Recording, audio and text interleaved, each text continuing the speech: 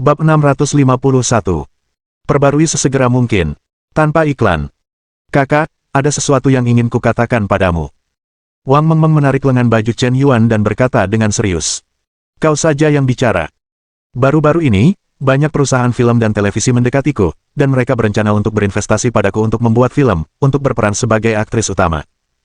Satu perusahaan menawarkan persyaratan yang sangat bagus, dan tidak ada syarat yang mengikat. Kontraknya hanya untuk 1 tahun, dan tidak ada biaya tinggi.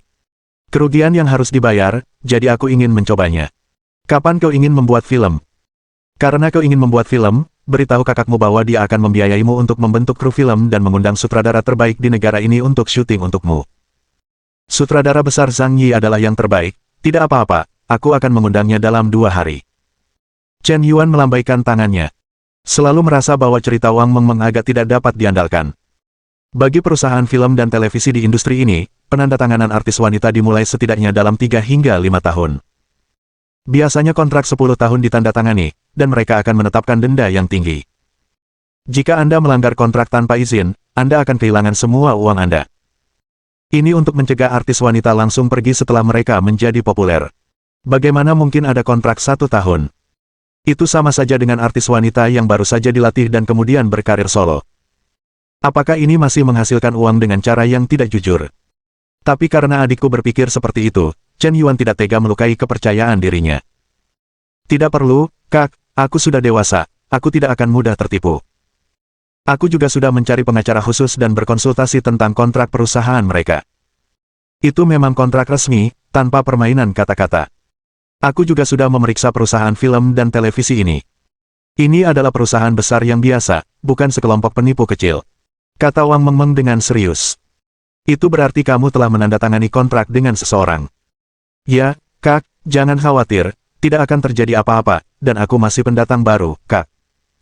Jika Kak mengundang sutradara Zhang Yi, aku tidak tahu apa-apa, dan aku pasti akan gugup, atau tunggu aku mengumpulkan sedikit pengalaman dulu. Lalu bagaimana dengan studimu? Mengapa kamu tidak belajar giat dan membuat film? Kak, aku memilih jurusan penyiaran dan pembawa acara. Jurusan ini juga berhubungan dengan media, dan aku hanya menggunakan waktu luangku untuk syuting.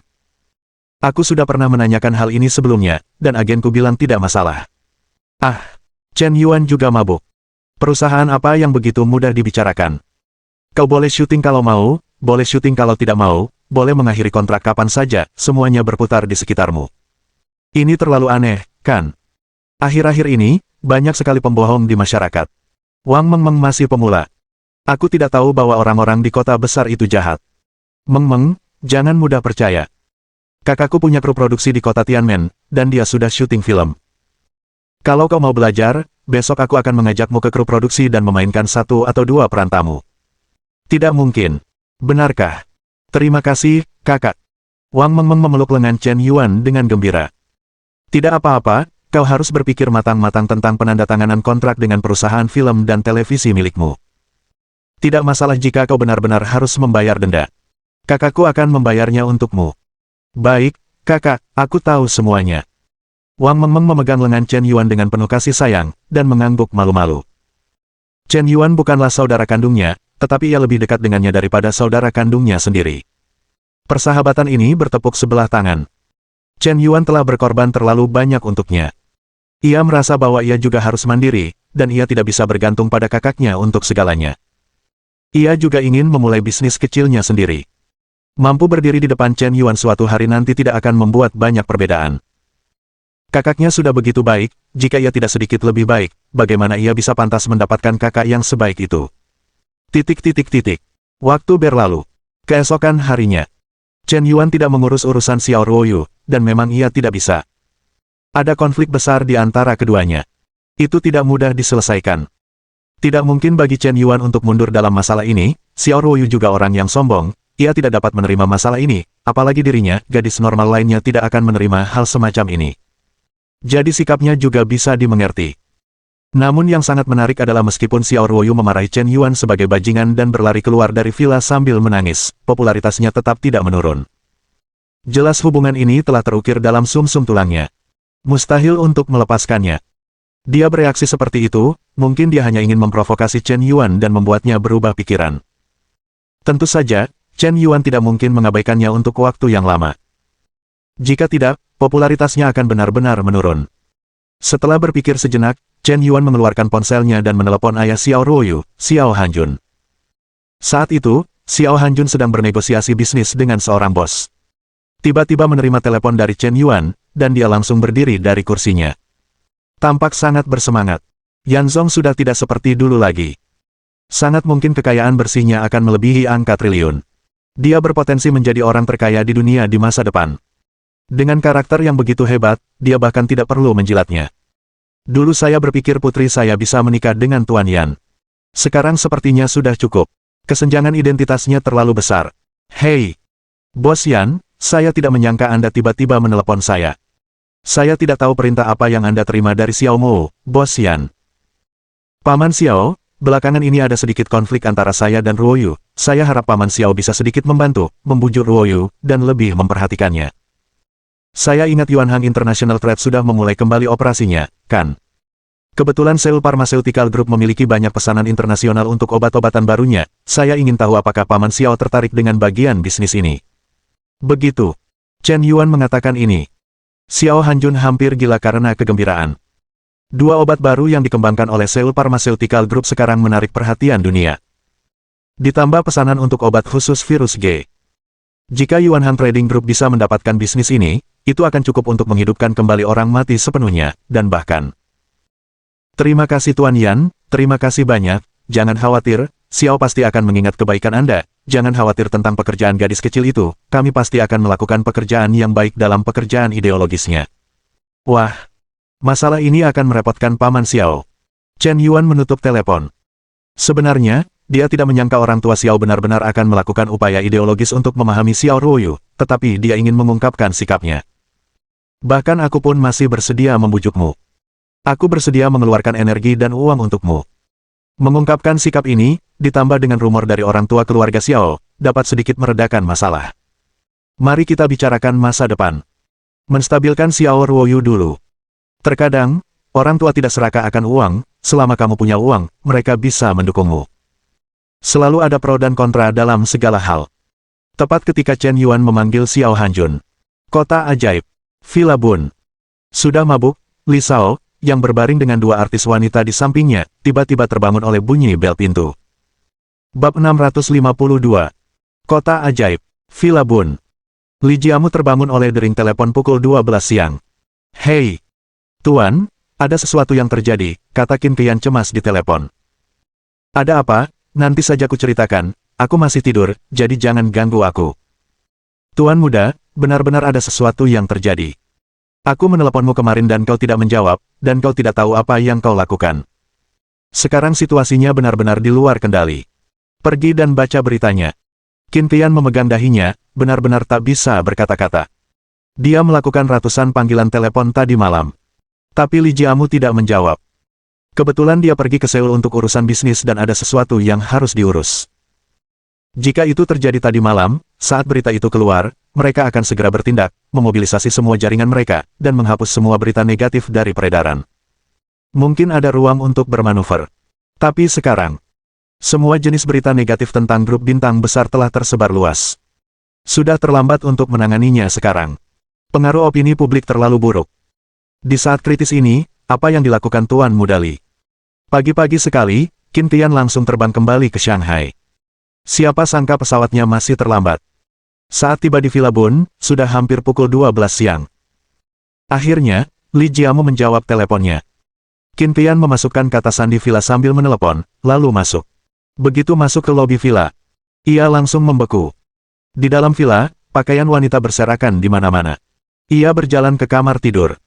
Li Jiamu baru saja bangun, dan ada dua wanita di kamar tidur. Qin Qian tahu bahwa Li Jiamu itu pelin-pelan. Wanitanya jauh lebih penting daripada dirinya. Qin Qian tidak peduli dengan hal-hal ini, ia polos jika tidak melihatnya. Tapi sekarang setelah melihatnya dengan mata kepala sendiri, ia masih merasa tidak nyaman. Saat ini, Li Shao sudah mulai membaca berita. Entah kenapa, ia takut. Tuan, Anda. Siapa kau? Siapa yang membiarkanmu masuk? Kenapa kau tidak memberitahuku sebelumnya tentang kejadian besar ini? Apa yang sebenarnya kau lakukan? Dasar sampah. Li Jiamu meraung dengan ganas. Tuan, aku sudah meneleponmu berkali-kali tadi malam, tapi kau tidak menjawab. Qin Qian berkata dengan kesal. Apakah tidak ada cara lain bagimu untuk memberitahuku selain menelepon, dasar bodoh? Saat itu, kedua gadis itu juga sudah bangun. Mereka bergegas berpakaian.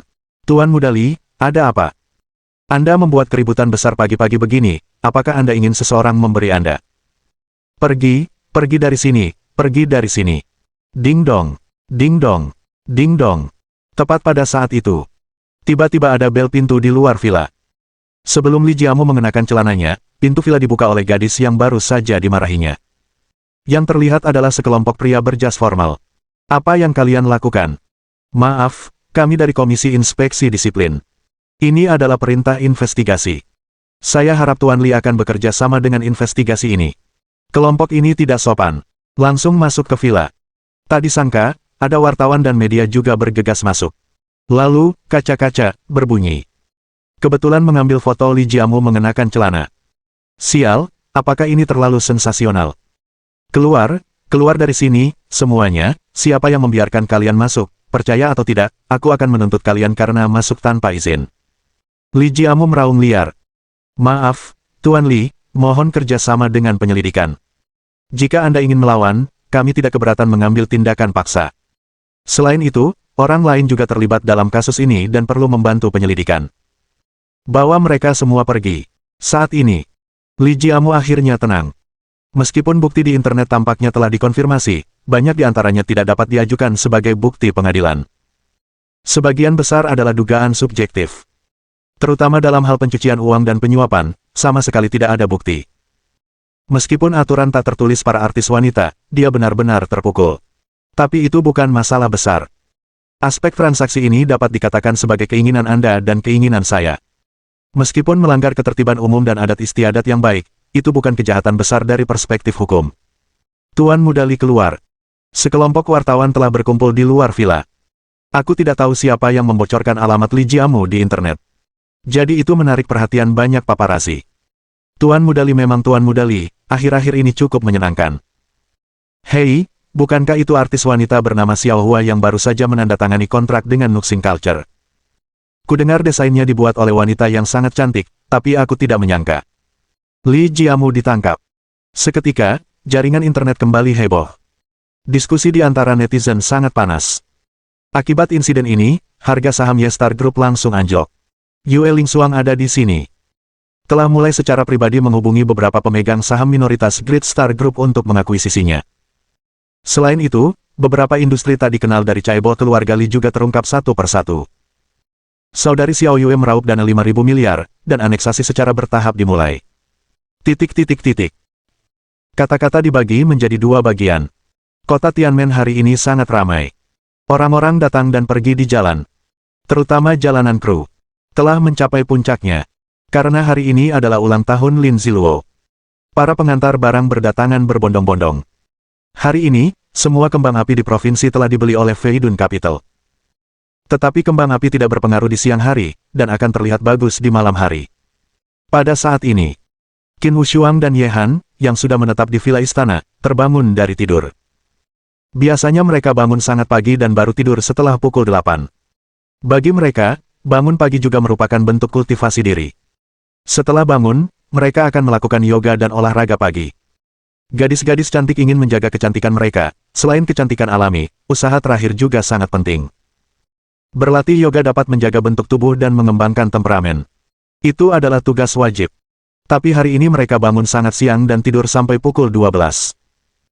Han, aku bermeditasi sepanjang malam kemarin, tapi aku tidak merasakan keberadaan aura langit dan bumi. Apakah menurutmu Chen Yuan sedang mempermainkan kita? Aku juga, aku tidak merasakan apapun, tapi hal ini tidak pasti. Jika seseorang dapat merasakan keberadaan aura langit dan bumi dalam satu malam, bukankah semua orang akan mampu berkultivasi menjadi dewa? Itulah yang kau katakan, tetapi udara di sini cukup segar, dan setelah bermeditasi, tiba-tiba aku merasa pikiranku kosong, dan tiba-tiba aku memahami banyak hal dengan lebih dalam. Memang, sekarang internet sudah terlalu maju, kita menghabiskan seluruh waktu luang kita bermain ponsel. Jika kita tidak bermain ponsel, kita bisa bermeditasi dengan lebih dalam, dan sepertinya kita bisa memiliki rencana yang lebih jelas untuk masa depan dan melakukan lebih banyak hal. Sepertinya meditasi masih bermanfaat. Bagus. Han, apa maksudmu kita sama sekali belum memasuki keadaan meditasi, jadi kita tidak bisa merasakan aura langit dan bumi? Aku sudah mengecek di internet, dan meditasi artinya tidak memikirkan apapun, tapi kita sama sekali tidak bisa memikirkan apapun. Apakah itu sulit?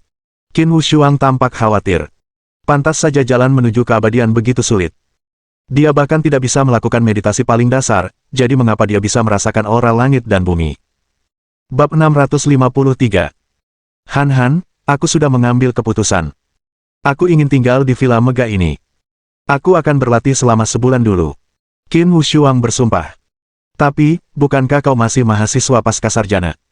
Kau tidak kembali ke sekolah lagi, tanya Ye Han. Tidak masalah apakah aku kuliah pascasarjana atau tidak.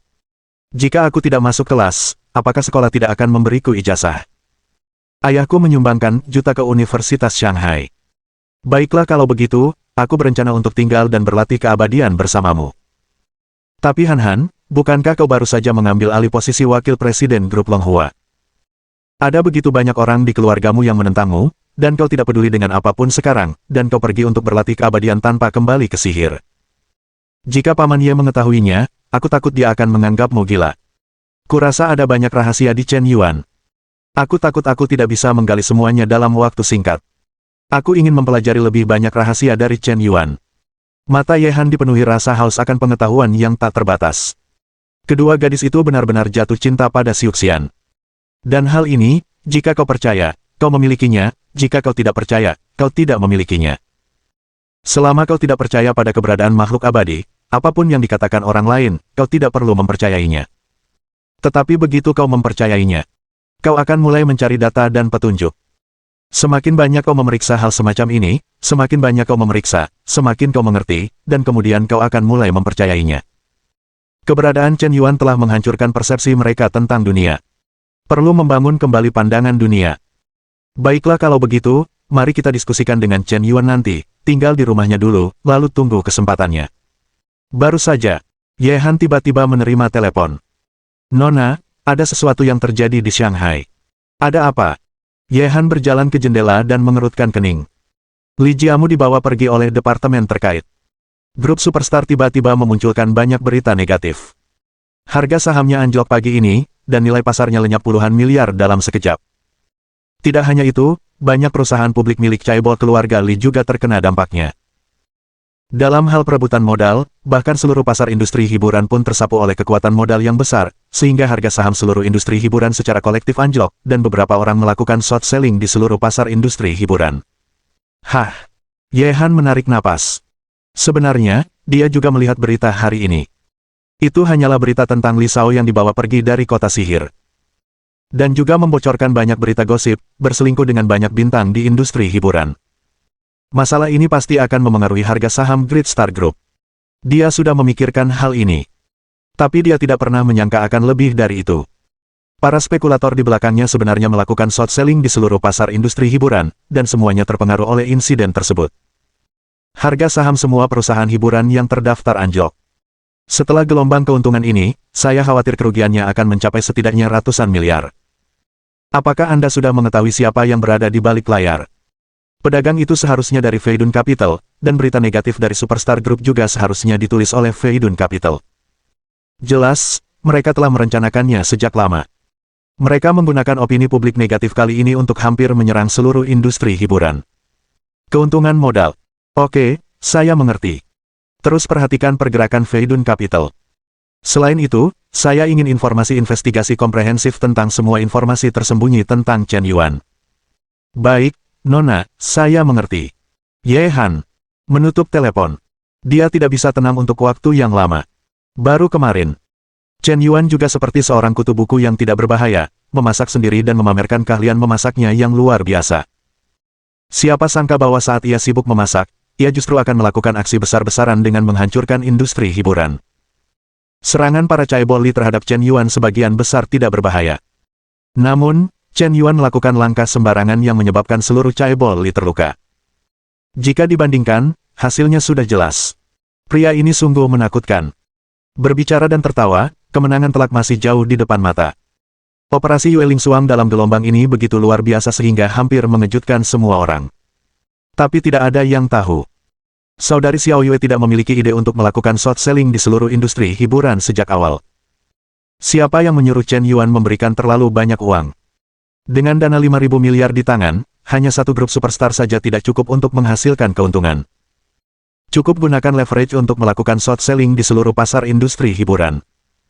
Dia mengakui bahwa dia berjudi. Ternyata dia benar. Gelombang panen ini bisa menghasilkan setidaknya 3.000 miliar. Ketika Ye Han dan Qin Wushuang datang ke Chen Yuan dengan perasaan yang rumit. Di gerbang villa Chen Yuan, ia mengucapkan selamat tinggal kepada Chu Yumo. Jangan khawatir, Chen Yuan, aku akan segera menangani masalah kelompok pendidikan. Aku sudah membuat perkiraan tadi malam. Mengenai pembangunan sekolah, jangan terburu-buru.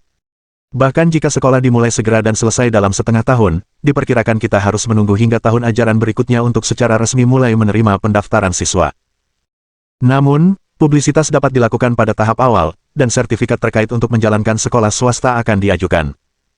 Sekarang ada begitu banyak pekerja migran yang bekerja di kota Tianmen, memang menjadi masalah bagi anak-anak mereka untuk bersekolah.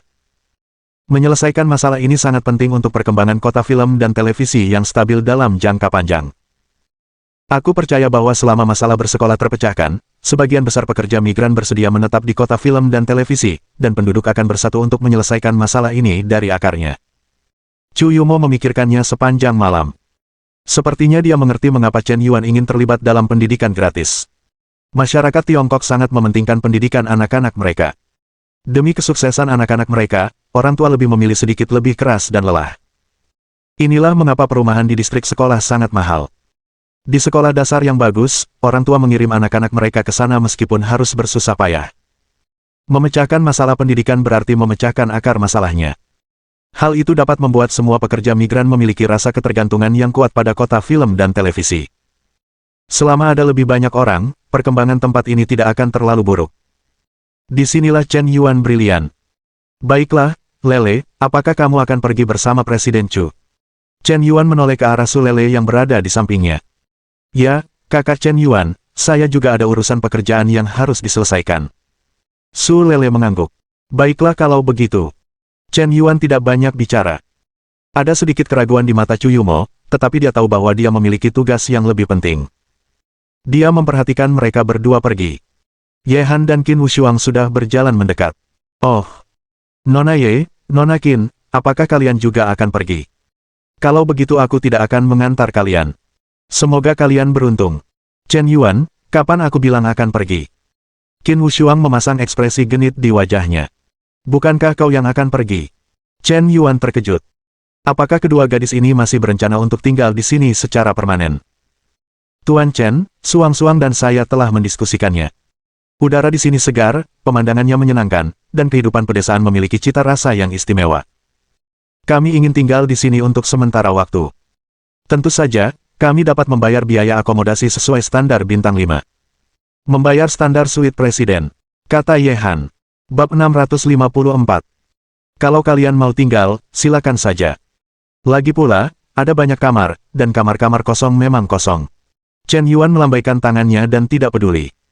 Villa megahnya, bahkan jika menampung 100 tamu, bukanlah masalah besar. Dan memang ada staf layanan kamar khusus untuk membersihkan. Hampir sama dengan hotel. Tapi ini adalah tempat tinggal pribadi. Dan standar kemewahan kamar tamu di villa megah setara dengan Presidential Suite. Hanya saja karena villa ini baru saja dibangun. Beberapa fasilitas belum cukup sempurna dan perlu disempurnakan. Namun, aspek ini tidak dapat menghentikan kedua wanita muda itu. Hanya dengan satu panggilan telepon. Rumah juga dapat diatur sesuai preferensi masing-masing. Ye Han memilih kamar 001. Qin Wushuang memilih kamar 002. Saat ini, bersamaan dengan berita penangkapan Li Jiamu yang terungkap, sekelompok orang tiba-tiba muncul di industri hiburan, dan mereka mulai menyerang Li Jiamu. Ketika Li masih muda, semua orang mengaguminya.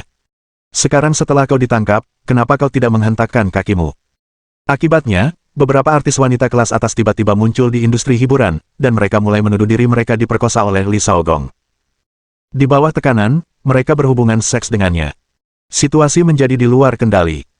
Akhirnya, insiden ini membuat manajemen senior keluarga Li khawatir. Hal ini juga benar-benar membuat marah pemimpin keluarga Li saat ini, yaitu ayah Li Jiamu, Li Wangchun. Li Wangchun memiliki pengaruh yang sangat besar di Shanghai. Bahkan dua kuda pun seharusnya merasa gentar. Dia adalah Presiden Kamar Dagang Internasional Shanghai dan salah satu perwakilan Tiongkok Tengah dari Organisasi Perdagangan Dunia. Memiliki posisi penting di dunia bisnis. Bahkan memiliki pengaruh internasional tertentu. Tetapi hanya sedikit orang yang tahu. Bos ini, selain menjadi raksasa bisnis yang sangat dihormati, dia juga salah satu pemimpin Bond Club. Ton Society adalah organisasi bawah tanah yang sangat rumit. Ini adalah organisasi pembunuh internasional yang didanai oleh beberapa kelompok keuangan teratas. Ini sebenarnya cukup normal. Begitu sebuah konsorsium terbentuk dan memiliki cukup modal, konsorsium tersebut pasti akan berinvestasi dalam pembentukan beberapa organisasi kuat yang dapat melindungi kekayaannya. Hal semacam ini tidak bisa diungkapkan, jadi hanya bisa dilakukan secara diam-diam. Beberapa orang membeli tentara bayaran, beberapa membangun organisasi pembunuh, dan beberapa mendirikan departemen mata-mata untuk menyusup ke musuh. Semua itu adalah fenomena normal. Beberapa konsorsium ini membeli tambang di Afrika. Tetapi beberapa negara di Afrika sama sekali tidak dapat diandalkan. Jadi Anda membutuhkan tentara bayaran, Anda membutuhkan pasukan bersenjata sendiri untuk mempertahankan tambang Anda sendiri. Tetap saja harus mengandalkan tinju untuk berbicara. Sebagai salah satu pemimpin asosiasi Ton, Li Wangchun sebenarnya sangat rendah hati. Grup bintang besar sebenarnya hanyalah saluran bagi Ton untuk mencuci uang.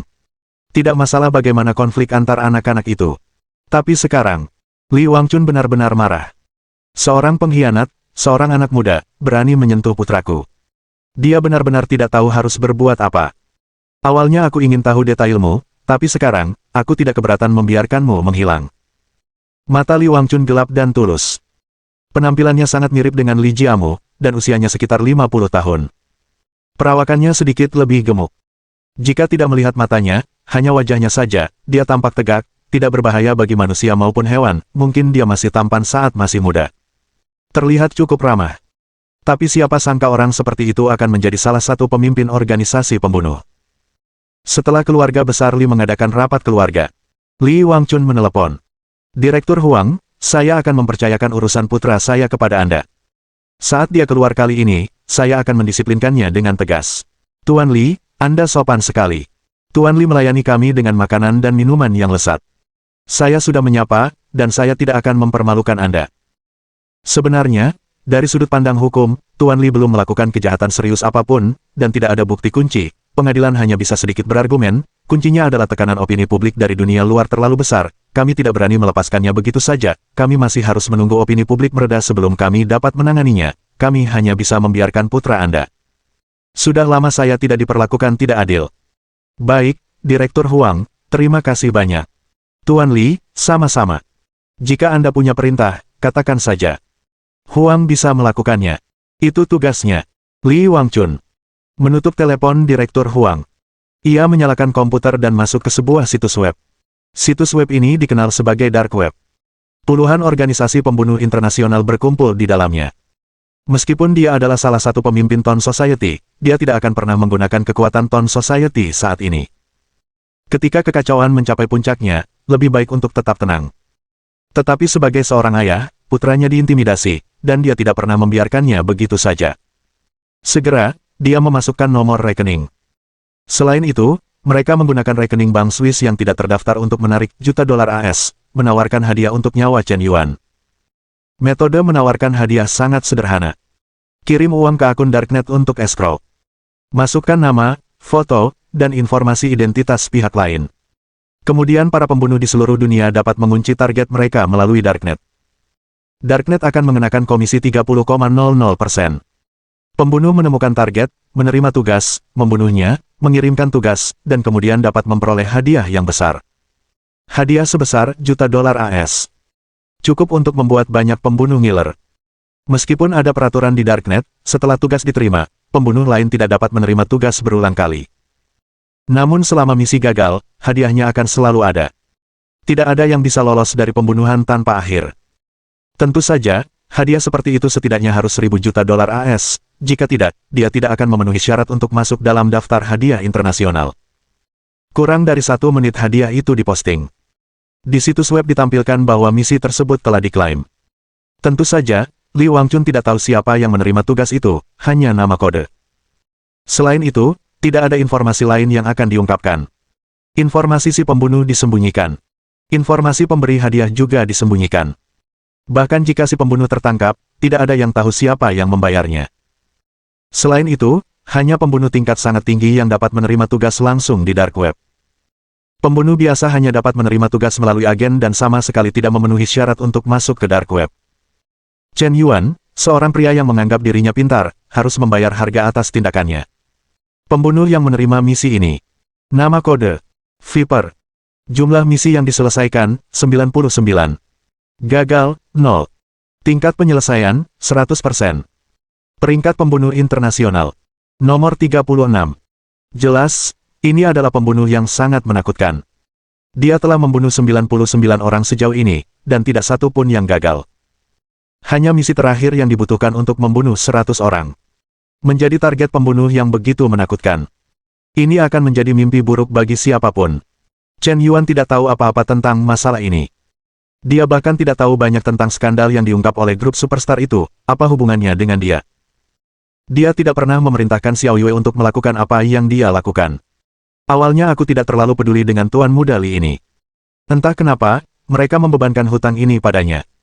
Chen Yuan, yang menjadi target organisasi pembunuh, mengadakan pesta ulang tahun yang sangat mewah di malam hari. Bab 655. Pukul 7 malam. Aku melihat kembang api pertama tiba-tiba meledak di langit malam kota film dan televisi. Diiringi oleh awal ledakan kembang api pertama. Kemudian terjadi pemandangan yang sangat mengejutkan. Aku melihat ratusan ribu kembang api serentak melesat ke langit malam. Suara, boom. Seluruh langit tampak diterangi dan menjadi berwarna-warni. Kembang api yang luar biasa itu mengejutkan jutaan orang yang sedang makan melon. Semua orang tercengang. Wow, sangat indah. Pemandangan ini sangat mengejutkan, sepertinya seluruh kota diterangi. Luar biasa, sungguh menakjubkan, begitu banyak kembang api, berapa biayanya?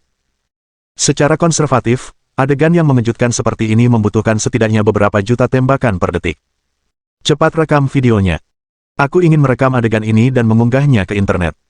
Ini mungkin pengambilan gambar langsung termahal dalam sejarah.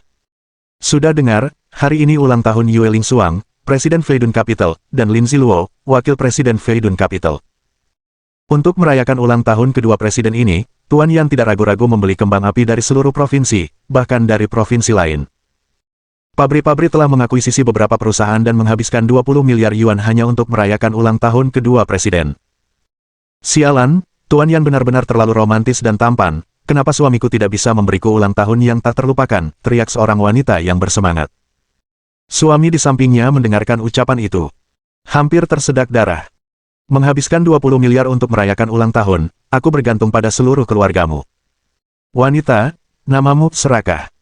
Tiba-tiba, seluruh kota hampir berhamburan keluar rumah. Memulai perayaan.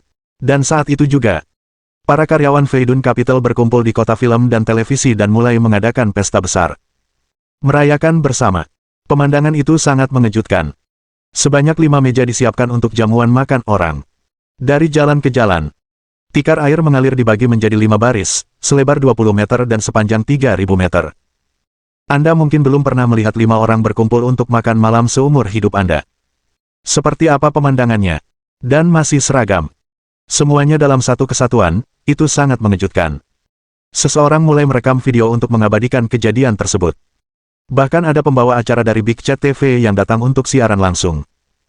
Menarik perhatian banyak netizen yang tergila-gila, dan mereka langsung menghitung 666.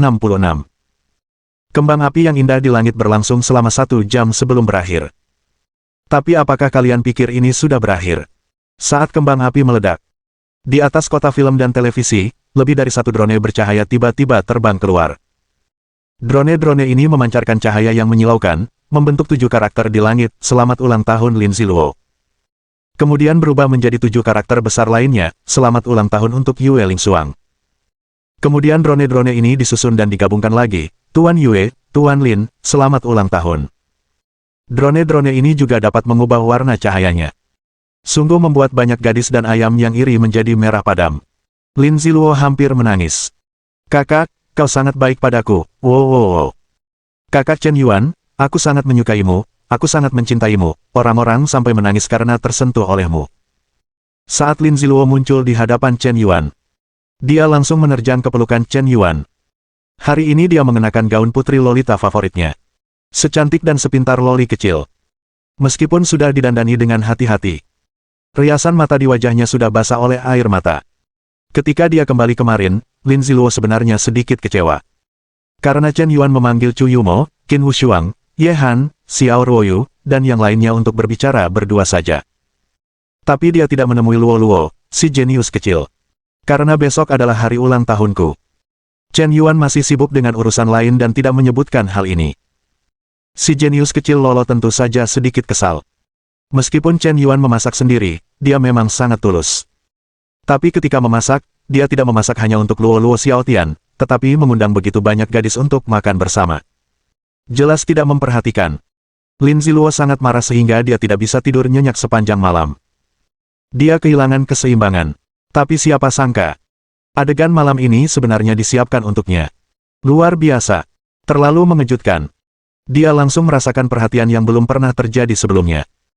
Ulang tahun yang bisa dirayakan oleh seluruh kota, jamuan makan untuk 5 orang, bahkan jika diperlakukan seperti seorang putri di kerajaan dongeng, itu tidak lebih dari itu. Tidak apa-apa, ini tidak perlu disebutkan, alasan utamanya adalah aku baru tahu bahwa Luo Luo merayakan ulang tahunmu 2 hari ini.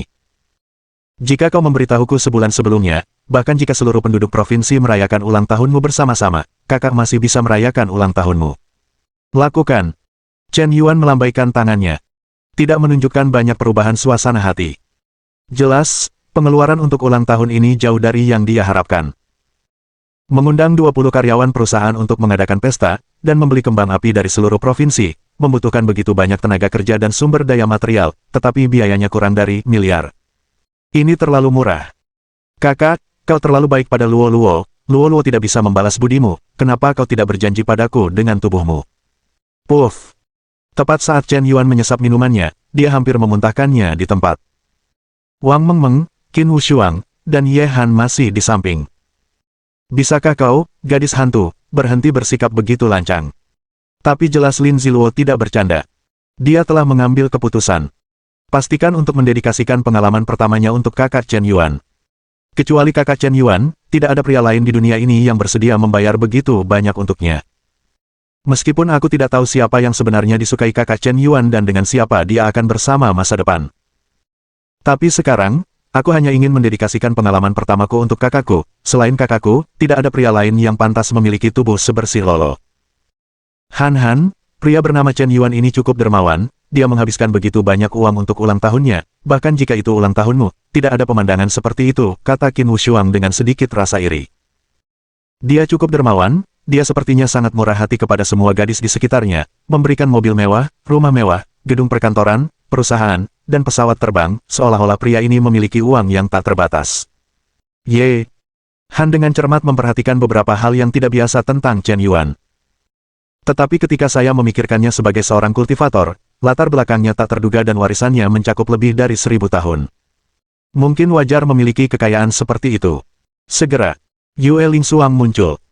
Saat gadis Xiao Yue muncul, semua karyawan kelompok itu meletakkan mangkuk dan sumpit mereka dan berdiri untuk bertepuk tangan. Di mata semua orang, dia berdiri di atas podium darurat.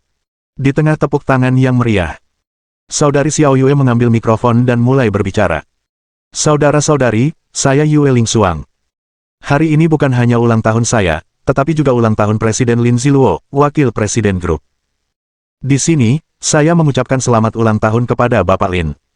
Mungkin banyak orang yang hadir di sini tidak tahu seberapa besar kontribusi Bapak Lin pada masa-masa awal berdirinya grup ini. Dapat dikatakan bahwa tanpa Bapak Lin, Feidun Capital tidak akan ada sekarang.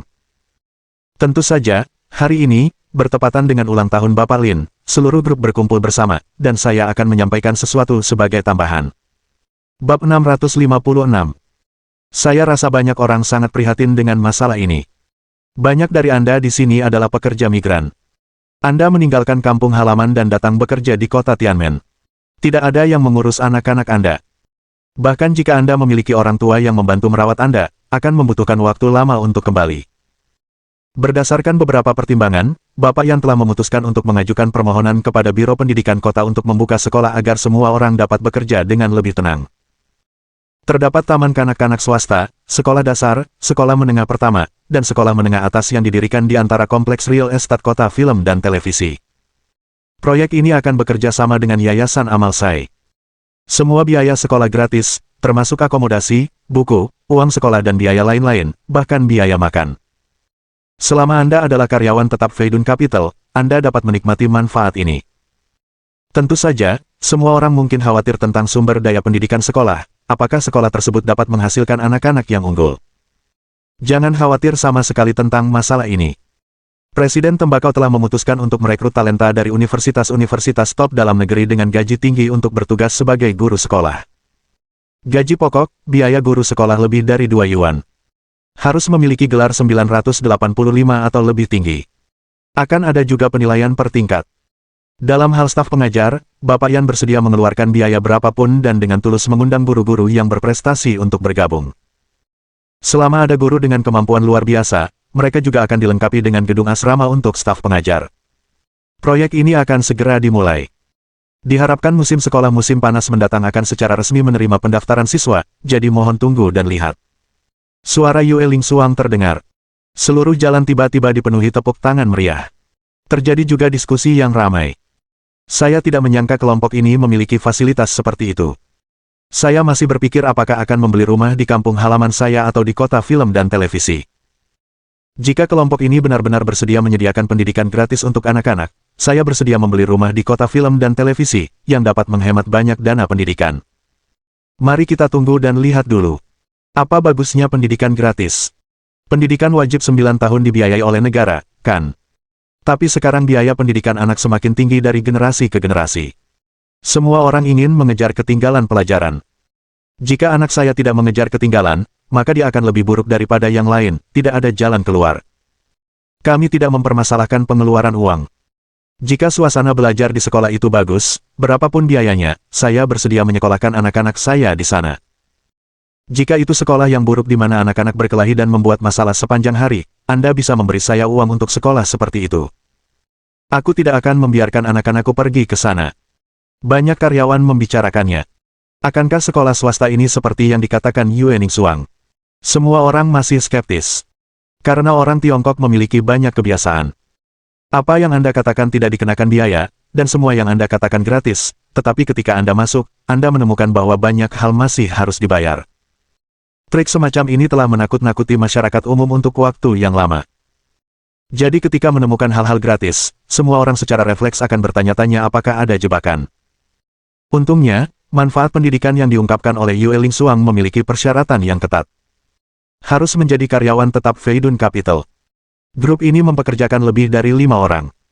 Namun, jumlah karyawan yang telah menandatangani kontrak formal sebenarnya kurang dari sejauh ini. 90,00% belum menandatangani kontrak kerja formal. Upah. Karyawan tetap dan karyawan informal serupa, tetapi karyawan tetap akan memiliki banyak manfaat. Pada tahap awal Feidun Capital, ambang batas untuk merekrut karyawan relatif rendah. Tetapi kemudian persyaratannya menjadi lebih tinggi. Persaingan semakin ketat. Untuk menjadi karyawan tetap, Anda harus bekerja lebih dari 1 tahun. Untuk menandatangani kontrak kerja resmi. Apa yang diungkapkan Yue Lingsuang sangat jelas. Karyawan yang hadir dapat menikmati sumber daya pendidikan grup secara gratis selama mereka bekerja selama 1 tahun tanpa meninggalkan perusahaan. Karena menjelang tahun ajaran berikutnya, hampir semua karyawan ini akan menjadi karyawan tetap. Kondisi ini akan membuat seluruh perusahaan Feidun Capital membentuk kekuatan yang kohesif. Ini akan perlahan-lahan berubah menjadi budaya perusahaan. Karyawan tidak akan mudah pergi. Chen Yuan mendengar kata-kata itu. Mengerutkan kening. Kapan kau mengatakan bahwa hanya anak-anak karyawan tetap yang bisa bersekolah gratis? Saudari Xiao Yue, kau menyebarkan dekret kekaisaran secara keliru. Tapi dia adalah bos grup. Chen Yuan juga malu mengkritiknya di depan umum. Aku selalu merasa bahwa perkembangan hal-hal telah menyimpang dari jalur yang diharapkan. Malam ini, di platform online utama. Mengenai makan malam ulang tahun di kota film dan televisi, layar hampir diseret. Liputan seluruh jaringan. Yan Zong menghabiskan sejumlah besar 20 miliar untuk menyelenggarakan acara ulang tahun, yang sekali lagi menyebabkan sensasi di internet. Kembang api yang indah meliputi seluruh kota, dan pemandangannya sangat mengejutkan. Hanya media sosial yang merilis video ini saja. Sebanyak puluhan ribu orang menontonnya. Ada banyak pemutar video yang mengikuti jejaknya. Meliput semua platform online utama. Keberanian Yan Zong didefinisikan ulang sekali lagi. Benar saja, Pria itu masih sehebat dulu. Meskipun untuk sementara waktu, dia tidak membayar para pembawa acara wanita di internet. Tetapi dalam kenyataan, dia bahkan lebih berlebihan dalam hal menghamburkan uang. Yanzong tetaplah Yanzong, yang telah ditiru dan tidak pernah terlampaui. Bandara London, Inggris. Seorang wanita cantik berambut pirang sedang mengunyah permen karet sambil menatap ponselnya, menonton berbagai video Chen Yuan bermain basket, piano, dan biola, dengan senyum di sudut mulutnya dari waktu ke waktu. Dengan gitar listrik di punggungnya, dia pergi ke Huaxia untuk tampil bersama sebuah band. Di permukaan, dia adalah penyanyi rock bawah tanah, mengadakan pertunjukan di berbagai tempat di dunia, dan dia cukup terkenal. Sebenarnya dia adalah seorang pembunuh. Nama Sandy. Viper. Viper bukanlah satu orang, tetapi sebuah band yang terdiri dari 5 orang. Mereka adalah tim pembunuh. Kekuatan sebuah tim jauh lebih besar daripada kekuatan individu. Untuk hal-hal yang tidak dapat dilakukan oleh satu orang, 5 orang berbagi dan bekerja sama, dan rencana akan berjalan lancar. Si cantik berambut pirang, bernama Annie, adalah penembak jitu tim, yang dapat menembak kepala target bergerak dari jarak ribuan meter, dan juga merupakan jiwa dari tim. Dalam tim, beberapa orang pandai menyelundupkan barang, beberapa pandai mengumpulkan informasi, beberapa bertanggung jawab untuk mengatur kegiatan, dan beberapa bertanggung jawab atas pasca kejadian dan evakuasi. Hal terbaik tentang tim ini adalah pembunuhan. Mampu melakukan berbagai macam kasus kematian yang tidak disengaja. Seperti kecelakaan mobil, sengatan listrik, keracunan makanan, benda parabola, kebakaran, del. Selalu ada paket untuk Anda. Jika tidak berhasil, peluru penembak jitu akan mengajari Anda bagaimana menjadi seorang pria. Serangan Viper sangat licik, dan telah membunuh 99 target, dan belum ada satupun yang gagal sejauh ini. Mereka bahkan belum mengungkapkan identitas mereka. Salah satu pembunuh bayaran terbaik di dunia. Namun kali ini, target mereka adalah seorang pria Tiongkok. Orang ini memiliki reputasi yang hebat di Tiongkok, dan dia juga seorang pria super kaya, tetapi tampaknya dia tidak memiliki tim keamanan yang kuat di sekitarnya. Tingkat kesulitan target ini tampaknya mudah. Lagi pula, mereka bahkan telah membunuh para pejabat kerajaan Fusang. Chen Yuan adalah seorang pengusaha. Dan di negara dengan keamanan sosial yang sangat tinggi seperti Tiongkok, mereka sering menunjukkan wajah mereka di depan umum, tanpa kewaspadaan sama sekali. Pasti pembunuhan satu kali tembak. Tidak mudah untuk membunuh target seperti ini dengan kemampuan tim Viper tanpa tindakan pencegahan sebelumnya. Bab 657. Perbarui sesegera mungkin. Tanpa iklan. William, apakah senjata yang disiapkan kali ini sudah dikirim ke Tiongkok? Tanya Annie dengan suara rendah sambil mengunyah permen karet. Jangan khawatir, Anne, meskipun kontrol senjata di Huaxia sangat ketat, itu tidak menggangguku. Senapan sniper yang kau inginkan telah dikirim dengan aman ke Huaxia. Chen Yuan ini, aku sudah memeriksa resumenya. Latar belakangnya sangat sederhana. Tapi kekayaan yang dimilikinya benar-benar di luar imajinasi, dan aku terkejut mengetahui bahwa dia sebenarnya adalah pengendali di balik layar Seoul Pharmaceutical Group. Seorang pria botak berjanggut berkata dengan sangat tak terduga. Seoul Pharmaceutical Group. Apakah itu perusahaan yang mengembangkan vaksin AIDS yang menjadi berita internasional beberapa hari yang lalu? Ini cukup tak terduga, William, jika kau tidak menderita AIDS, kau mungkin tidak akan menjadi pembunuh, kan? Kudengar kau ingin menjadi pembunuh, hanya untuk membalas dendam pada masyarakat.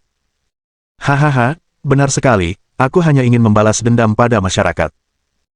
Karena Tuhan tidak membiarkanku hidup, aku akan membalas dendam pada beberapa orang, tapi aku tidak menyangka tanganku yang berdarah suatu hari nanti akan kembali berlumuran darah mereka.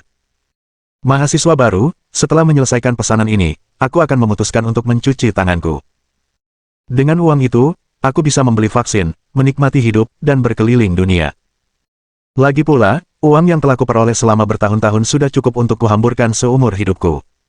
Kata William dengan gembira. Tampaknya ia penuh dengan kerinduan akan kehidupan yang lebih baik di masa depan. Haha, benar sekali, setelah pesanan ini selesai, rekor pembunuhan dan 0 kesalahan kita akan diperbarui, dan kita bisa beristirahat dengan tenang. Jangan berkata seperti itu membawa sial. Banyak pembunuh selalu melakukan kesalahan ketika menyelesaikan tugas terakhir. Aku tidak ingin hal seperti ini terjadi pada kita. Basis Jack mengerutkan kening. Ia sepertinya membenci istilah, mencuci tangan di baskom emas. Aku tidak tahu berapa banyak pembunuh yang mengalami kecelakaan saat mencuci tangan. Haha, Jack, jangan gugup, kita telah berhasil menyelesaikan begitu banyak tugas berbahaya, dan kali ini tidak akan terjadi apa-apa. William penuh percaya diri. Meskipun Chen Yuan menunjukkan bakat dan kekuatan finansial yang luar biasa. Tapi bagaimanapun, dia hanyalah seorang pemuda berusia awal 20-an. Dan sangat flamboyan. Memang tidak ada pasukan keamanan di sekitarnya. Tujuan seperti ini benar-benar mudah untuk dimulai. Belum lagi mereka adalah pembunuh top di dunia, bahkan jika mereka hanya pembunuh biasa, mereka sudah cukup untuk membunuh Chen Yuan. Dan, sebagai pembunuh bayaran kelas dunia, mereka tidak akan pernah menganggap enteng target apapun. Aku pasti akan mengerahkan seluruh kekuatanku. Pertimbangkan kemungkinan situasi tak terduga apapun. Singa melawan kelinci, tetapi ia tetap melakukan yang terbaik. Bagaimana mungkin tim pembunuh terbaik melakukan kesalahan serendah itu? Tepat ketika tim pembunuh ular berbisa terbang langsung ke bandara Seoul Tianhe. Di pihak Chen Yuan, kru sudah sibuk lagi. Untuk memenuhi tujuan Wang Mengmeng membuat film, Chen Yuan langsung membawanya ke kru. Dan mengatur peran untuknya sebagai peran pendukung kecil. Anggap saja itu lelucon. Lin Ziluo menganggapnya lucu. Kemudian mereka membuat keributan dan meminta Chen Yuan untuk mengatur peran. Gadis kecil ini tidak mudah memaafkan. Dalam keputusasaan, Chen Yuan tidak punya pilihan selain mengatur peran pendukung untuknya. Kali ini, tinggal di film mewah, Nona Ye dan Nona Qin, yang tidak punya kegiatan di siang hari, tidak bisa duduk diam. Kemudian keduanya berlari ke kru untuk mengerjai. Asisten sutradara kru film tiba-tiba merasa heran. Kemudian dia membawanya ke Yang Shichen. Sutradara Yang Da juga merupakan seseorang yang telah melihat dunia. Ketika ia masih menjadi sutradara jenius, ia beruntung bertemu Qin Wushuang, wanita tertua dari keluarga Qin, di sebuah acara kelas atas. Meskipun Nona Ye Jia belum pernah melihatnya sebelumnya, ia juga beruntung pernah mendengar tentang Yuan nomor 1 di Shanghai. Kedua putri itu membuat sutradara Yang Da langsung terpukau. Yang Shichen sangat menghormatinya dan mengatur peran yang cukup bagus untuk Ye Han dan Qin Wushuang. Kali ini, kru langsung menjadi kacau. Ye Han, Qin Wushuang, Wang Mengmeng, Lin Ziluo, Gao Suanyin, kelima gadis ini semuanya adalah wanita cantik papan atas dengan skor kecantikan 9 atau lebih. Bahkan di dunia hiburan yang penuh dengan wanita cantik, jarang sekali 5 wanita cantik papan atas muncul dalam satu drama sekaligus. Karena kelima gadis ini, jika Anda mengeluarkan satu persatu, mereka semua adalah pemeran utama wanita yang cantik. Dan mereka memiliki temperamen yang baik, yang jelas merupakan keberadaan yang tidak dapat diabaikan. Bahkan jika mereka adalah peran pendukung, sulit untuk menyembunyikan kecemerlangan mereka. Hal yang paling mengejutkan adalah Ye Han. Ketika dia melepas topengnya, saat ia mengenakan properti dan kostum kru, sikapnya tak bisa disembunyikan. Aura, penampilan, sosok, seketika menghancurkan segalanya.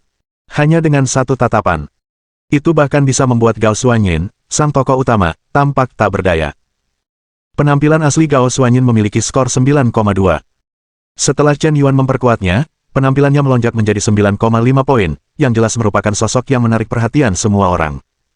Namun, bahkan sosok seperti itu, setelah Ye Han melepas topengnya, dia masih tertekan. Begitu aura Ye Han sepenuhnya dilepaskan, itu akan membuat semua gadis merasa malu. Dia biasanya mengenakan gaun kasual longgar. Mengenakan kacamata dan pesona segel topeng, meskipun begitu, dapat dilihat bahwa dia memiliki temperamen yang baik dan sosok yang bagus. Ketika dia berpakaian kasual dan melepas topengnya, seolah-olah iblis telah memecahkan segelnya, dan aura iblisnya melonjak sehingga tidak ada yang bisa menghentikannya. Ouyang Ling, bintang tingkat kedua yang malang, awalnya adalah seorang wanita cantik dengan skor 8 atau lebih. Berperan sebagai peran wanita kedua dalam drama tersebut. Setelah Ye Han, Qin Wushuang, Wang Mengmeng, Lin Ziluo, dan lainnya tiba.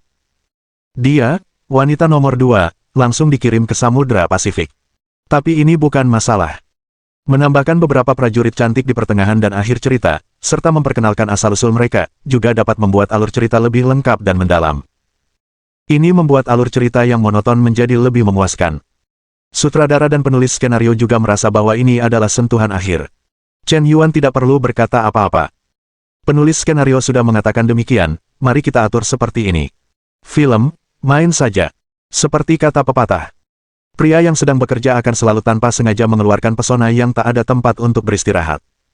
Pada awalnya, Ye Han, Qin Wushuang, Wang Mengmeng, dan Lin Ziluo semuanya bersikap main-main. Tidak terlalu serius. Karena mereka merasa Chen Yuan datang ke lokasi syuting untuk bersenang-senang. Kemungkinan besar untuk menggoda perempuan. Mari bermain bersama. Tidak mungkin mengandalkan box office film untuk menghasilkan uang, kan?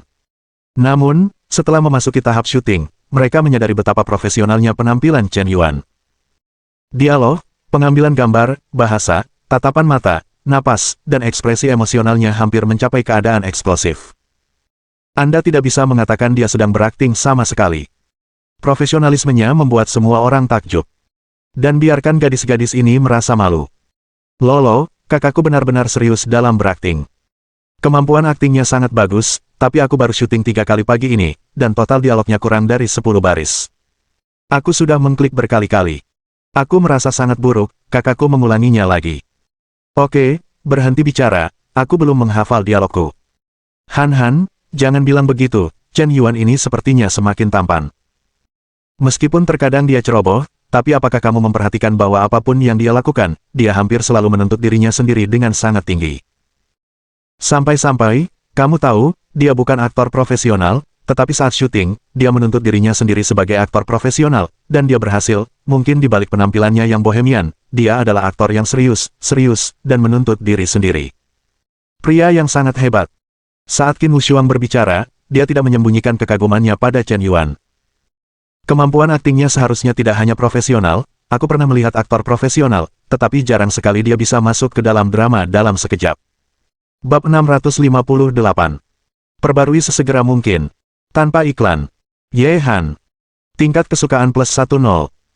Tingkat kesukaan saat ini, 60 poin.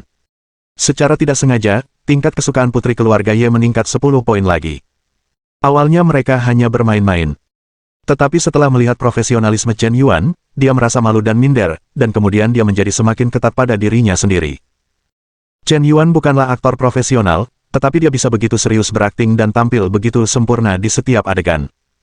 Jadi mengapa kita tidak bisa? Bahkan jika kita tidak bisa mencapai ketinggian ini, setidaknya kita tidak akan terlalu jauh tertinggal, bukan? Qin Wushuang, Ye Han, Wang Mengmeng, Lin Ziluo, Gao Xuanyin dan yang lainnya mulai serius. Hampir 100% investasi mereka diinvestasikan ke dalam pembuatan film. Mereka ingin mencapai level yang sama dengan Chen Yuan. Tetapi mereka tidak tahu bahwa kemampuan akting Chen Yuan melampaui apa yang dapat digambarkan sebagai profesional. Dia satu level lebih tinggi dari aktor. Di bawah bimbingan Chen Yuan, pembuatan film berjalan di luar dugaan. Proses syuting awalnya diperkirakan memakan waktu 1 bulan. Namun, hanya butuh 3 hari, dan hampir selesai. Peran Chen Yuan hanya membutuhkan waktu sekitar seminggu, dari saat ia bergabung dengan kru hingga selesai sepenuhnya. Semua konten, semua difilmkan. Sangat efisien. Sedangkan untuk proses pasca editing, ia tidak peduli. Sore harinya, Chen Yuan yang baru saja selesai syuting, mengendarai BMW X6 sederhana, siap menjemput Wang Mengmeng, Lin Ziluo, dan yang lainnya untuk kembali ke villa. Mobil keluar dari tempat parkir dan melewati persimpangan. Pada saat itu, sebuah truk besar melaju kencang. Dengan kecepatan lebih dari 100 meter, truk itu tiba-tiba melaju ke arah Chen Yuan. Sangat cepat. Di persimpangan sempit ini, Chen Yuan tidak punya ruang untuk menghindar. Truk besar itu menerobos masuk ke jalur kecil, bukannya melambat, malah menginjak pedal gas. Ini untuk menghajar Chen Yuan sampai mati. Momen krusial. Chen Yuan menginjak pedal gas, memasukkan gigi mundur dalam hitungan detik, dan memundurkan mobil.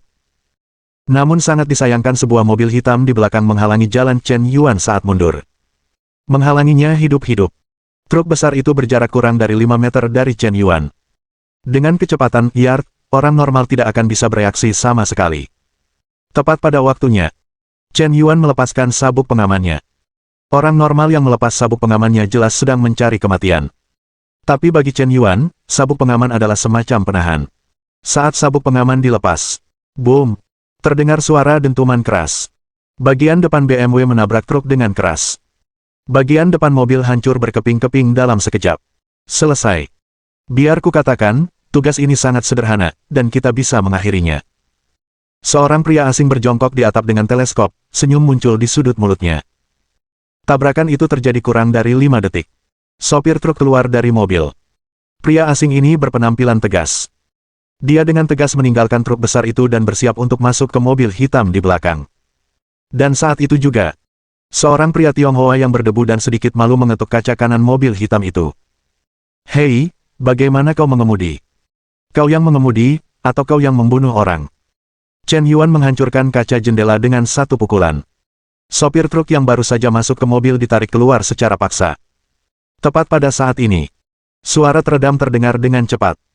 Sebuah peluru dari senapan sniper melesat ke arah alis Chen Yuan dengan sudut yang sangat tepat. Jika tembakan ini mengenai sasaran, kepala Chen Yuan akan meledak seperti semangka. Chen Yuan ternganga. Dia mengangkat tangannya dan melempar batu. Batu itu mengenai peluru sniper yang melayang dengan sudut yang sangat tepat. Boom! Terdengar suara keras, peluru dari senapan sniper terpantul oleh batu, dan melesat ke dinding tidak jauh dari situ. Dalam sekejap, kelima pembunuh dari tim ular berbisa itu langsung membeku. Truk besar hancur dan selamat. Peluru sniper terbang bersama peluru batu. Pamanmu. Apakah itu manusia? Heh. Pembunuh macam apa dia? Dia bahkan menggunakan pistol, kau bisa melakukannya. Sebuah seringai muncul dari sudut mulut Chen Yuan. Meskipun jaraknya ratusan meter, dia masih bisa mengunci posisi sniper itu dalam sekejap. Jika bukan karena kecepatan reaksinya yang 13 kali lebih tinggi dan kebugaran fisiknya yang 13 kali lebih tinggi daripada orang normal, gelombang ini akan sulit untuk dikatakan. Katakan padaku, siapa yang mengirimmu ke sini? Sialan kau. Masih mengumpat. Mata Chen Yuan menjadi dingin, dan dia meremas dengan keras, leher pengemudi truk itu dipatahkan olehnya. Pengemudi mobil hitam itu ingin melarikan diri dari iblis ini. Berteriak ketakutan. Ia memundurkan mobil dan berbelok tajam, berusaha melarikan diri. Chen Yuan melemparkan batu, yang seketika menembus kaca depan dan mengenai kepala pengemudi mobil. Sebuah kerikil biasa, di tangan Chen Yuan, apakah kekuatannya sebanding dengan senjata api? Itu hanyalah senjata pembunuh. Tapi benda seperti ini, ambil banyak di tanah. Evakuasi cepat, targetnya terlalu licik. Di atap, William, yang sedang mengamati dengan teleskop, tiba-tiba menyadari bahwa pria Tiongkok itu telah menatapnya. Empat mata saling berhadapan. Niat membunuh yang kuat meledak di udara. Chen Yuan tersenyum tipis, memperlihatkan deretan gigi putihnya. William yakin Chen Yuan telah melihatnya. Bahkan jika jaraknya ratusan meter, ia masih dapat membidiknya dengan akurat. Aku sendiri memegang teleskop 1x. Tapi lawannya bisa dilihat dengan mata telanjang. Berapa ratus meter? Ini terlalu berlebihan, kan? Wosh! William baru saja ingin evakuasi, tetapi sudah terlambat. Pria Tiongkok yang menakutkan ini melemparkan batu lagi. Batu putih itu melesat dari udara, melompat sejauh 380 meter, dan menghantam kepala William dengan keras. Kekuatan mengerikan itu menembus tengkoraknya. Seketika itu juga, William tidak pernah menyangka, dia akan terbunuh oleh batu dari jarak ratusan meter. Pada saat kesadarannya hilang, dia masih memikirkan tentang berkeliling dunia, keinginan untuk menjadi orang biasa. Sayang sekali keinginan ini ditakdirkan untuk gagal terwujud. Dua pembunuh yang tersisa benar-benar ketakutan setengah mati. Tidak berani berdiri lagi. Ani, ini iblis. Pasti iblis. Dia sama sekali bukan manusia. Aku tahu sesuatu akan terjadi di misi terakhir. Tidak ada pembunuh yang bisa lolos dari hukum, mencuci tangan. Diam dan tenang, Jack. Target tidak boleh dibunuh, evakuasi cepat, tempat ini terlalu berbahaya. MW membuang senapan snipernya, dia tidak berani menembak lagi. Dia belum pernah melihat peluru sniper terbang bersama batu. Ini telah melampaui kognisinya. Dua pembunuh terakhir mundur dengan tegas. Tapi bagaimana Chen Yuan bisa membiarkan mereka pergi begitu saja? Bukankah terlalu naif untuk ingin melarikan diri setelah ditodong pistol? Sosok Chen Yuan berkelebat, dan dengan cepat menghilang di lokasi kecelakaan mobil. Kamera di tempat ini tampaknya telah dihancurkan oleh si pembunuh sebelumnya. Jelas, rencana yang rumit telah disusun sejak lama. Mereka mengetahui kemana Chen Yuan harus lewat. Ada sebuah truk besar yang menabrak bagian depan, dan sebuah mobil hitam memblokir jalan keluar di belakang. Bahkan jika tabrakan gagal, dan tembakan tepat sasaran dengan senapan sniper. Permainan pembunuhan. Siapa sangka target akan dirusak sedemikian rupa sehingga dia tidak akan mati. Bab 659. Perbarui sesegera mungkin. Tanpa iklan. Teror. Sesak napas. Kulit kepala merinding. Annie dan Jack segera melarikan diri dari tempat kejadian. Mereka naik lift ke bawah, dan mobil-mobil yang bersiap untuk evakuasi diparkir di bawah. Lintasan lurus senapan sniper sekitar 350 meter. Butuh lebih dari 5 menit bagi orang itu untuk datang. Kita punya cukup waktu untuk evakuasi. Sialan, kita pasti tidak akan menerima misi seperti ini lagi lain kali. Annie mengumpat saat keluar dari lift. Gedung yang mereka pilih adalah gedung perkantoran yang sedang dibangun. Gedung itu setinggi 35 lantai. Dan kebetulan saat itu tim konstruksi sedang makan. Hanya butuh maksimal 10 menit untuk menyelesaikan Chen Yuan. Mereka membutuhkan 3 hari untuk mengerahkan dan mempersiapkan diri, dan hanya butuh sesaat untuk benar-benar membunuh orang. Pasukan Viper beraksi. Selalu tenang dan tanpa ampun. Jika tidak bergerak, tidak apa-apa, dan jika bergerak, akan bertindak dengan giat dan tegas. Cepat bunuh target dan evakuasi tempat kejadian dengan tegas. 3 persiapan pukulan balik.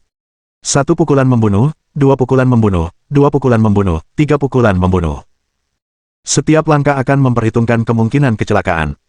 Namun, semua keadaan darurat mereka sudah diantisipasi, tetapi mereka tidak menyangka bahwa pria ini sama sekali tidak bisa dibunuh. Nima bisa menggunakan batu untuk menangkis peluru penembak jitu, bagaimana dia bisa membunuh mereka? Lift turun dari lantai 35. Ketika tidak ada yang menekan lantai di tengah, Anda bisa turun dalam waktu sekitar 1 menit dan mengevakuasi tempat kejadian dalam waktu sekitar 2 menit. Annie yakin dia punya cukup waktu untuk melarikan diri. Ketika lift mencapai lantai pertama, saat pintu terbuka, seorang pria Tionghoa yang tampan dan berwibawa sudah menunggu mereka di pintu. Suasana langsung membeku. Bola mata kedua pembunuh itu hampir keluar. Rasanya tidak bisa dipercaya bahwa kecepatan manusia bisa secepat itu. Annie, kau duluan, aku akan menahannya. Jack mengeluarkan belati, dan bergegas menuju Chen Yuan. Dia adalah ahli pertarungan jarak dekat. Dengan pisau segitiga tajam di tangan, ia dapat menusuk musuh hingga mati seketika. Tidak kurang dari 5 target langsung tewas tertusuk pisau saat melewati Jack. Pisau miliknya cepat. Tapi Chen Yuan lebih cepat. Saat Jack menerkam, Chen Yuan menendang secepat kilat. Kecepatannya sangat cepat sehingga mata telanjang tidak dapat bereaksi sama sekali.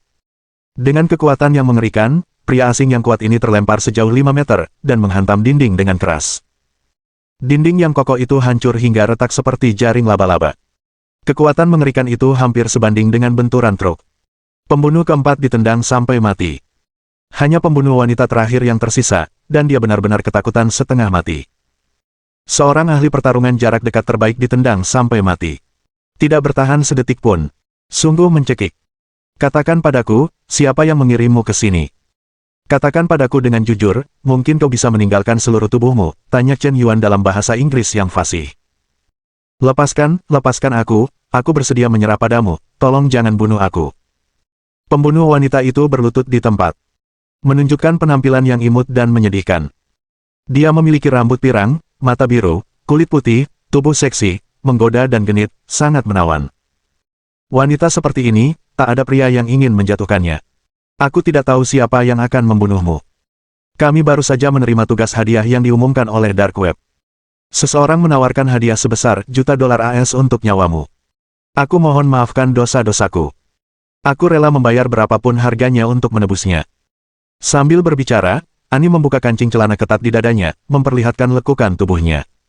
Apa itu Dark Web? Chen Yuan menelan ludah, dan bertanya dengan penuh arti. Dark Web adalah situs pembunuh internasional terbesar di dunia, Dark Web bawah tanah yang hanya diketahui oleh sedikit orang. Bisakah kau mencari tahu siapa yang akan membunuhku? Aku tidak bisa menemukannya. Identitas majikannya sangat rahasia. Jika misi kita gagal, pembunuh baru akan datang kepadamu. Selama majikan di balik layar tidak menarik hadiahnya, pembunuhan akan terus berlanjut selamanya, kecuali... Kecuali apa? Kecuali kau mati. Annie mendekati Chen Yuan sambil bersikap menggoda. Hingga jarak antara keduanya hanya sejarak telapak tangan. Wanita ini melakukan gerakan yang menentukan. Sebuah belati tajam dan beracun diayunkan ke arah leher Chen Yuan. Dia seperti ular berbisa, selalu menunggu kesempatan. Wanita ini memang agak cantik, dengan penampilan lebih dari 8 poin, dan sosoknya bahkan lebih menakjubkan. Bagi pria lain, godaannya mungkin sangat kuat. Namun Chen Yuan sama sekali tidak menyukainya. Sulit untuk menarik perhatiannya jika bukan karena penampilannya yang memiliki 9 poin atau lebih. Apakah kau pikir kau bisa berhasil dengan serangan mendadak dari jarak dekat? Level pertarungan jarak dekat Chen Yuan bahkan lebih kuat.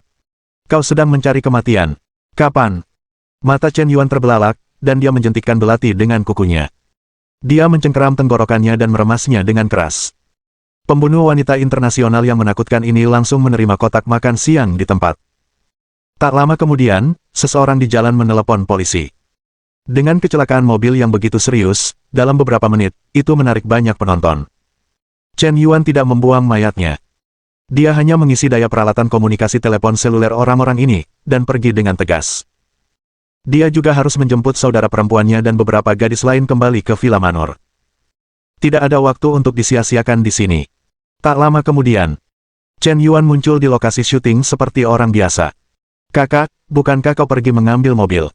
Mengapa lama sekali, di mana mobilnya? Wang Mengmeng bertanya dengan ekspresi bingung. Terjadi sesuatu. Ada kecelakaan mobil di depan. Tidak ada cara lain. Ayo kita naik helikopter kembali hari ini. Aku sudah memberitahu pilot untuk membawa pesawat, kata Chen Yuan acuh tak acuh. Sepertinya orang yang baru saja memecahkan kasus 5 pembunuh internasional bukanlah dia sama sekali. Kakak, Luo dan aku akan kembali ke sekolah besok, dan kami sudah terlambat beberapa hari. Guru sekolah sudah menelepon untuk mengingatkan kami, kata Wang Mengmeng. Tidak, aku tidak mau sekolah lagi. Aku ingin syuting dan bermain dengan kakak Chen Yuan. Tidak ada yang bisa dipelajari di sekolah. Aku tidak bisa belajar banyak di sekolah. Hanya di sisi kakak Chen Yuan aku bisa belajar lebih banyak. Lin Ziluo memeluk lengan Chen Yuan, sama sekali tidak ingin pergi ke sekolah. Luo, kenapa kamu tidak sekolah? Kamu seorang mahasiswa. Jika kamu tidak sekolah, kamu tidak akan punya ijazah di masa depan. Wang Mengmeng menepuknya. Kenapa kau butuh ijazah? Apa kau sedang mencari pekerjaan? Aku sudah presiden. Katakan padaku, apakah seseorang yang lulus dari sekolah manapun bisa menjadi presiden grup 100 miliar? Tidak mungkin. Kata-kata ini benar-benar membuat Wang Mengmeng terdiam. Dia terkejut saat bertanya. Lolo, sebaiknya kau sekolah. Berperilaku baik, kau dan Mengmeng akan terbang kembali ke ibu kota sihir nanti.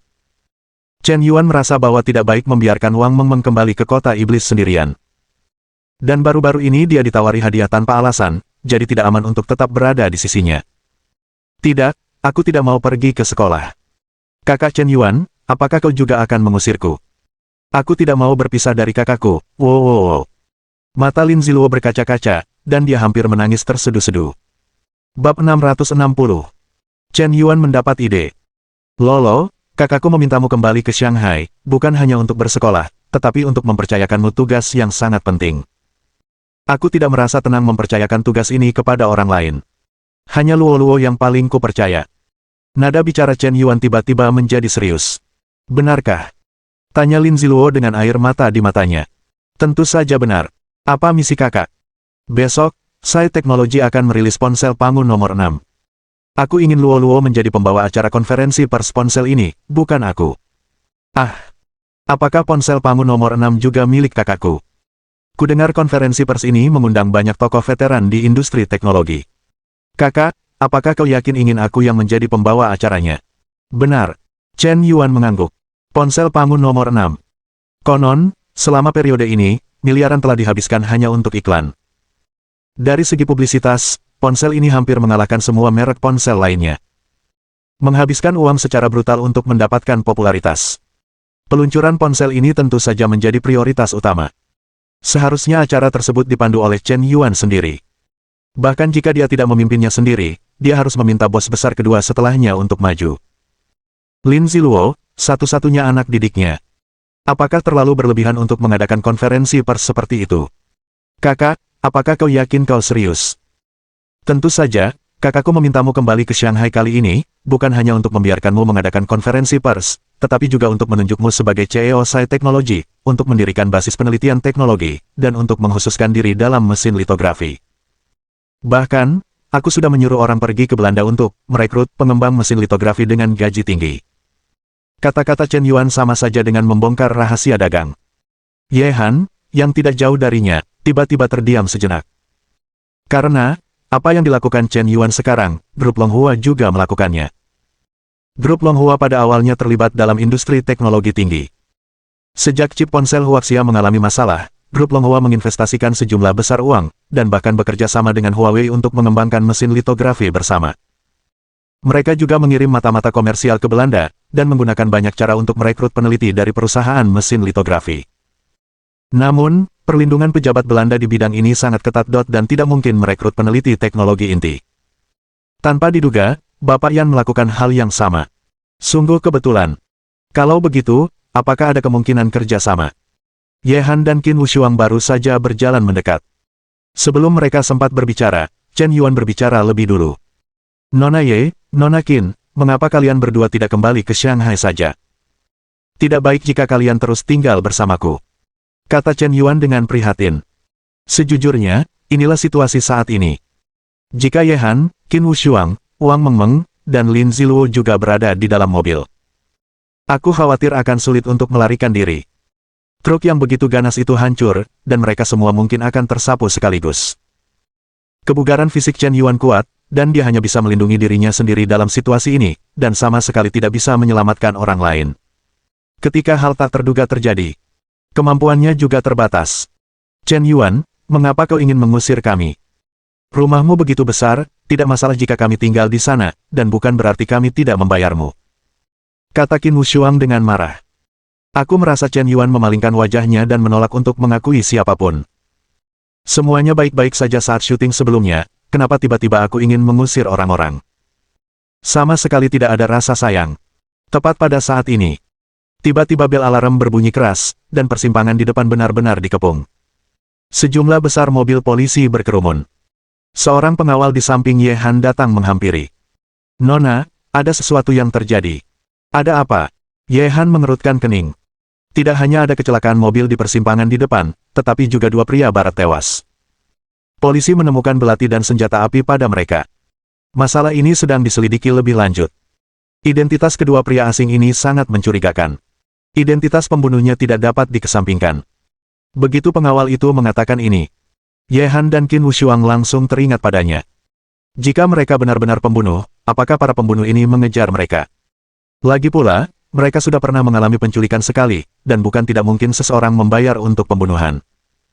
Siapa yang membiarkan dia, putri keluarga Ye, memiliki hak untuk mewarisi grup Longhua di usia muda?